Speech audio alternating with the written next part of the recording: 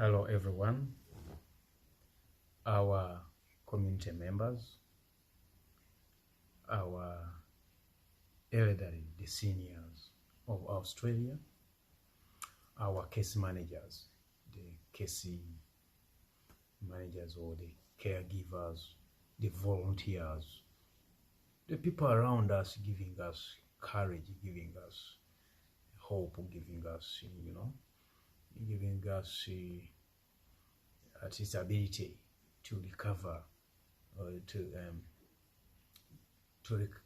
recover freedom at elderly age. I'm hereby thanking you for the work you're doing, especially this season, during this season where the epidemic, the coronavirus epidemic kind of challenge is being experienced in Australia and of course in other countries throughout the world. I'm coming out to reach out to the seniors, basically in the most humble way. I wish to recognize their efforts. I want to recognize their struggle, that they paved the way for us to reach where we are now. They paved the way for Australian people. They paved the way for the refugees coming to this country. They stood firm. Their hands contributed greatly to the development of the economy of Australia that we now treasure. I want to appreciate and recognize the values of Australia. I want to recognize the sharing culture of indigenous people of this country. I'm communicating from an association known as Cross-Cultural Partnerships Engagement in the New South Wales. I'm communicating a message of appreciation, a message of encouragement, a message of equipping our people working around our seniors, a message of empowering the seniors themselves, imparting them with their life positive change. Here I am. I want to adjust our understanding while helping the needy. Actually, my presentation will combine both the beneficiaries, these are our seniors, the caregivers or the case managers, as well as the volunteers, people moving along with us to give support to the needy or the disadvantaged. Some of us, we've gone through tough times that prove that whatever I'm going to talk about is a wider experience that I have as a consultant in rehabilitation programs from different backgrounds.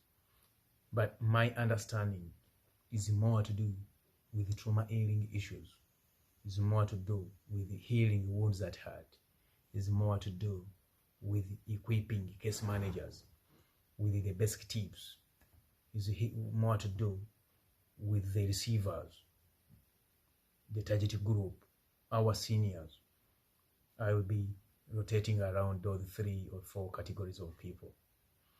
That each category has a role to play in this situation as we maneuver situations, as we maneuver challenges. Mark you, challenges sometimes are invitations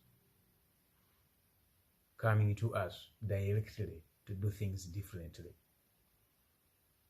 For your information, I was trained in trauma healing, both classes, the classic trauma, equipping the case managers, as well as a facilitator of trauma healing issues, both primary trauma, secondary trauma. Therefore, I'm talking with experience, and I'm talking with the wider knowledge of more than 18 years in this service delivery. I first of all served in the community for more than 8 years, that is back in Africa, but I also served as an international chaplain to different countries. I've been able to train and attend conferences of equipping case managers, of equipping the practitioners in the churches, in the police, in the prisons, in the judiciary. I'm talking about justice, law, and the order sector responding teams. I'm talking about the justice and law order sector researchers. In the Western world, we call them the health justice health researchers. So I'm talking about that industry that while touching people's lives, there are factors to consider, like their values, their culture, their beliefs, the sense of belonging, the sense of identity. I'm going to rotate around that, but my presentation will always be, in different sessions. I will be start with a poem that I've already forwarded to people. Excuse me. I will also add on the music. I always use music, poems, dance, and drama to motivate my clients, to motivate people listening to me. I use music, dance, and the drama as tools of communication, but at the same time as incentives to make you like my presentation. So if I pause and I give a song, if I forward a song, don't get surprised. That's the way I do things. It was a researched responding mechanism that can, we call them villages, that can transfer people's understanding from one village to another village. Actually, this takes me back to the personalities. Our clients have got different personalities. So the people I'm talking to, sometimes they understand there and then. Others will understand after I've talked. Others will understand like after a couple of days, weeks. Experience will tell them maybe he was talking about this. Then they will come and relate my presentation to their lifestyle, to their day-to-day doing of business, and then eventually they can understand. So when we are presenting, we allow, or we give a room of different people, capacity of understanding. So we don't judge anybody. We don't conclude that you've consumed it all. We understand that, yes, you've had listening is in 3 levels. Others are listening by head. That is where the head, they hear, eye contact, and they understand what you have talked. Others need to use what we call the investigative mechanism. Need to foot, we listen through investigating, through going there, seeing it yourself. Yes, Moses has talked about what he saw, but you need also to see it in your experience, in your own way, and analyze. So that is another way of communicating an issue. The third way is listening from the heart, that your inner person is communicating with your body language, with your physical body. That, yes, I think I've concluded my understanding of things from today is different and need to be helped. That's what we call the adjustment of someone understanding. So the mindset is what we are going to deal with at the far end. But for now, let's begin our topic. The topic is about grieving.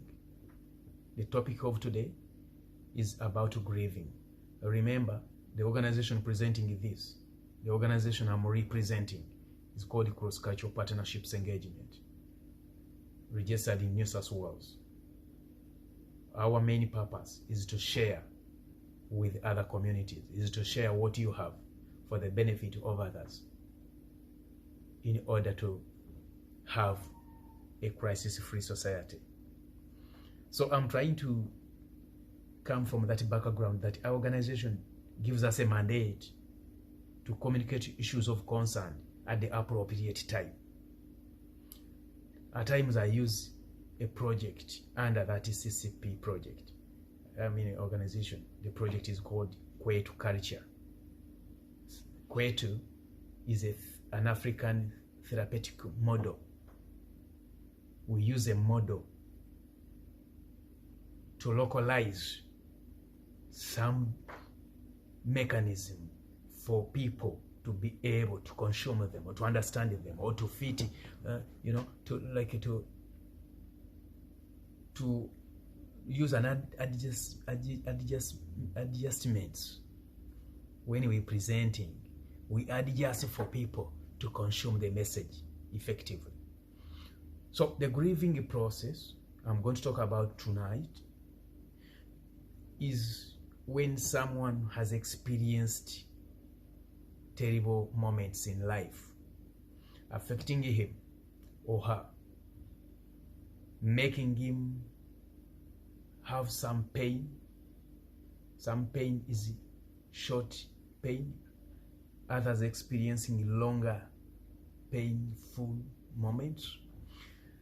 This pain I'm talking about is two-way. It's like you can have pain on your body, and I'm going to talk about similarities in this experience, whereby we have the pain that can leave scars on your physical body, but there is also pain that can leave scars on your brain. We may not talk about brain because I have no authority, I have no researched information, but I can rely on the training about trauma healing. So some moments leave wounds at heart. Now let me talk from the trauma healing point of view. Some people have got what we call wounds at heart, and these wounds, they also leave scars. However much we heal them with different therapies. I will give you about 3 different types of kinds of therapy that we use to respond. And they mark you when you are treating these wounds. You don't treat like take a medicine, take a turn around and give you an injection and you got it. No, we don't do that. Here we influence someone to the direction of healing, and that someone is a client. We're now talking about a client. This client has the right to say no to you, has the right to judge you, has the right to comment, has the right to give a feedback, has the right to give what we call a positive criticism. But he also has the right to give the negative criticism. So it's up to you, a case manager, to understand the clients, as I will be training you in the near future. Let's go back to the grieving process. The grieving process has got 3 villages or stages in life. When one has just experienced the moment of torture, the crisis, something hindering his heart, at that moment, this client is very, very delicate. I will use the word delicate. He needs special consideration. he needs special responding mechanisms. Don't rush with them. She or he may require even abandonedness. You can abandon somebody. You can ignore somebody for a moment, but this is purposeful strategy for you to achieve a positive life change. What do I mean? If you respond to someone who is in a panicking situation, because these clients at this who have just experienced terrible moments in life. One, they have three, let me give you four. They have four different characteristics. And these characteristics have been examined worldwide.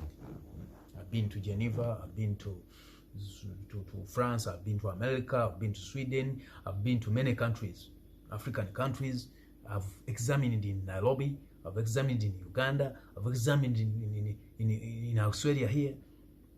They are all the same. The responses are indicators that tells us that a human being, if he's injured at heart, the characteristics of the first, we call it the initial type, of the initial type, the reactions of this client in the initial time when he has just experienced them. For example, he has lost a beloved daughter, a child in the family, a husband, your wife. Don't respond. Any response you commit can make someone to commit suicide immediately, and they also lose life. So we come out as responders, that's crisis responders, and say it's good to do the following. It's good to ignore for some time and then get in control at a later stage. I'm giving you the characteristics. One, these clients are judgmental. They can judge you. They can look at you and they say maybe you contributed to the death. I'm just giving an example. The death of my beloved one. Why do you say that to me? You can just give a word of sorry. Sorry for what has happened. Who told you that it happens in my house? It does not happen at your home. It happens in my family. It happens in my country. It does not happen in yours. It happens in my community. What are you all about? So the words you use to respond in the first initial period are very dangerous to the client. Are very, very, very reaching. They reach at her or his heart, but they can be explained in the negative assumption according to the client is understanding by them. Characteristic number 2. Our clients, they tend to live in denial life. They don't accept what they are. They tend to deny. You can ask somebody, is it true, do you have AIDS? Have you been, suspected? And we have some medication. If you realize this at the early stage, you can maybe be treated and you may not have to suffer the way others are suffering. Say, who, me? How? I don't even sleep with girls. Why you do it? So they live in a denial life. That is another characteristic. So our clients, they need to be given a chance to understand and appreciate their situations. Don't rush them. Don't push them. I've seen many people, case managers, especially, I'm sorry to mention, but the so-called God's people, they always say, well, maybe God wants you to do this now. Don't rush people. Leave them with their values. And one of the values is for them to make a decision, and a consulted decision. Another characteristic of these clients who are in a panicking situation when we get a crisis, they tend, this is very interesting. They tend to, we call these people the I know more people. They tend to know much. They tend to say I know more. The moment you try to tell him or her, I think we could do that. Oh no, that much I know. I did it before.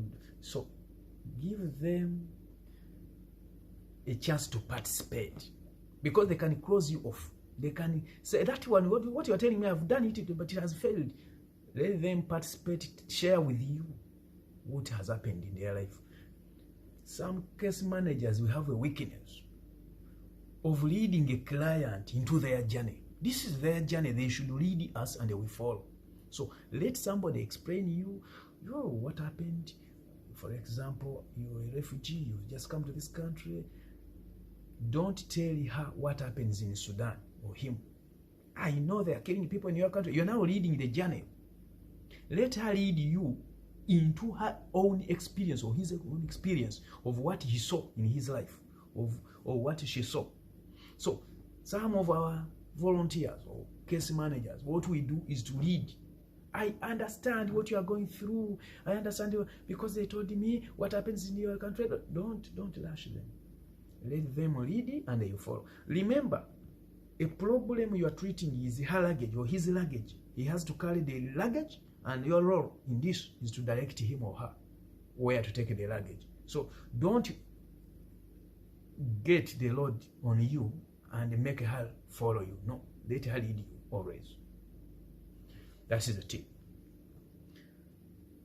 Another characteristic of these clients, they are reserved. Some of the, at this situation, they may reserve, they may choose not even to give you the true information. So remember, we are creating a relationship between you, the unknown person. We are creating now a relationship to be known to these clients. And the impression you are giving is very important at this stage. I'll give an example of this situation in coronavirus experience. No one knows, as I talk now. So don't pretend you know much and judge them. They are ignorant. No. Try to bring them on board that we are finding a solution together, the client and yourself. We are now coming together to find a solution. What do you think? We call this participatory approach. What do you think? What can work? According to you. Let the client also provide you with some of the mechanisms that are very, very practical to her or his life. I've seen many case responders, crisis responders, bringing interventions, forcing them to people. Can you do this? You have to do this. You have to come and see me every Sunday. You don't know my methods of, you don't know my calendar. Can you bring an idea of agreeing, of coming into an agreement, whether we can meet every Sunday, than putting it as a must? So that is one area. So the clients in this crisis village or crisis stage, we need to, one, I'm just giving the solution to this. They need to be understood. They need to be understood. They need to be heard. The case manager or the volunteer in this position, or the crisis responding member, your role in this is more of listening than talking. I conclude. Your intervention, if I'm to do the checks and the balances, or performance measures, if I'm to cross-check your table, here you are more to do listening than talking, because the client is going to reveal to you most of the stages in his or her life. For you to be able to do the marking, put a star. She talked about, you put a star. She talked about, you put a star. Don't respond. Let her bring out whatever feelings she or he has. for you to be able to mark, you can also pose questions. We are trying to give prominent questions. For example, what really happened? What was the most painful moment? What was the painful moment in all this journey you are explaining me, you are telling me, you are sharing with me? Then these are warnings. I'm just reminding our brothers and sisters in the same industry, as social workers, as chaplains, as caregivers, we are not allowed to share information anyhow. Remember the confidentiality policy. Don't call your neighbor, come, she's telling me something very interesting. I've seen this everywhere. Please, this is not healthy. This is not proper. This is not appropriate. Unless she gives you a consent of sharing, you need even to ask for permission. Can I call my wife? I'm with her, she's seated in the car, but what you are telling me is very, very important. Do you mind if she listens to this story? Don't just grab anybody because she's working near your office, she's your neighbor and your workmate, and say, please get a chair to sit here. Okay, go on, go on. No. We are not allowed to do that. Also, body language matter a lot. Many clients of mine, I examine them by body language. You can ask somebody, can I offer you a glass of water? And she gives you 4 answers at the same time. She says, yes, thank you. The body language matter a lot. She says, yes, thank you. The head says, no, don't give me your water. The mouth says, yes, thank you. At heart, she even wants to pour that water on you, the caregiver. And here, I will also invite my clients to come in and understand this, that we are now helping you to carry your luggage. The moment you give us confusing answers, it's you now having the luggage stuck with you, not me as a case manager. So I'm inviting our case managers to make our clients understand that some answers they are giving to you when you ask, they are for their own benefit. The information given to us is for their own benefit. Let's move on. We are remaining with nearly 5 minutes to conclude today's presentation. Some clients need to give consent for you to touch her or him. So the moment I tell you, I went through a lot, all my people are killed. Oh, I know what you went to. Oh, sorry. It's your culture, but also respect my values. Maybe I'm a Muslim, I don't want any other man to touch me. Maybe I'm a married man, the moment you touch me, my wife will suspect me. So, can you get my consent that at any point when we are talking, when we are going through this, am I allowed to touch you? That's one. Another tip. If a client by any chance turn into tears while giving her story, leave her to cry.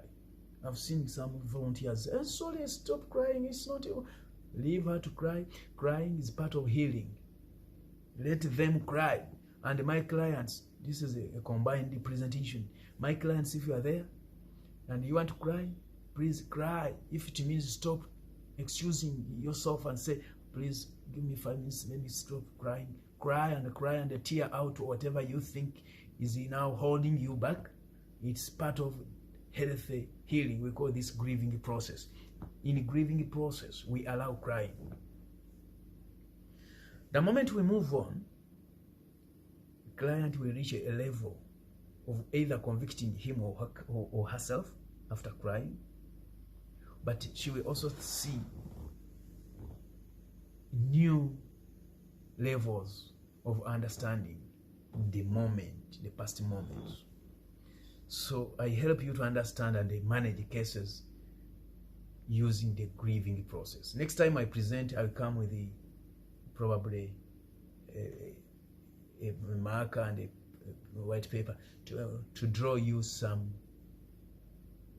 drawings to make you easily understand the training I'm giving. It's hard. We are using online communication. It is what we can afford, but it is my role to give back to the community the skills I have. It doesn't benefit you if you are out there and you have knowledge to benefit others and you die with it. That's selfishness of high nature. If you know something that someone can use to benefit or to improve on her or his life, contact us. There are people dying because of ignorance. There are people who didn't know that they can maneuver situations using sharing as a strategy. So today I'm sharing about a grieving process, and I've only tackled one area, one stage, which we call the crisis stage or crisis village. Next time I will come ready to talk about another journey to the village of no hope. The stage next time we shall talk about is called no hope stage or village of no hope. After that, I will lead you into another stage. They are all under the grieving process. This stage is called the new beginning village. This will be our third stage. Thereafter, I will relate the first stage, which is we have discussed today, which we call the crisis village or crisis stage. I will now bring a bridge and connect the first stage or the first village with the third one, the new beginning, to make them linked, avoiding the long journey of no hope. It has advantages and disadvantages. We shall talk about that at a later stage. I want to wind up by once again introducing myself as Maurice Kizito Mukasa, the promoter and the founder of an organization based in New South Wales in Australia, known as Cross-Cultural Partnerships Engagement. We love you people. We are sure